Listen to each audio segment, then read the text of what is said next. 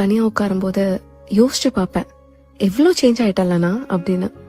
முன்னாடி மாதிரி இப்போ யார்கிட்டயும் பேசுறதில்ல. தனியாக இருக்கிறதுனால நல்லா இருக்குன்னு கம்ஃபர்டபுள் ஆயிட்டனோ என்னமோ, புதுசாக ஃப்ரெண்ட்ஸ் கிரியேட் பண்ண விருப்பப்பட மாட்டேங்கிறேன். யாராச்சும் அன்பு செலுத்தினா கூட முன்னாடி மாதிரி ஹாப்பியாக இல்லை எனக்கு இப்போ. Most of the days I am just quiet. என்னோட ஓன் தாட்ஸ் கூடயே தனியாக பேசிட்டு யார் போகிறாங்களோ போகட்டும்னு I am just letting them go. ஏன்னா முன்னாடி நான் கேட்பேன், ஏன் என்ன ஆச்சு, நான் சரி பண்ணுறேன்னு. But now I am tired. என்ன சொன்னாலும் புரிஞ்சுக்க போகிறதில்ல யாரும். எதுக்கு என்னோட எனர்ஜியை வேஸ்ட் பண்ணிட்டுன்னு தான் ஐ எம் ஜஸ்ட் வாட்சிங் them pass instead of chasing them. இதெல்லாமே ஒரு மாதிரி எனக்கு ரொம்ப டிஃப்ரெண்ட்டாக இருக்குது.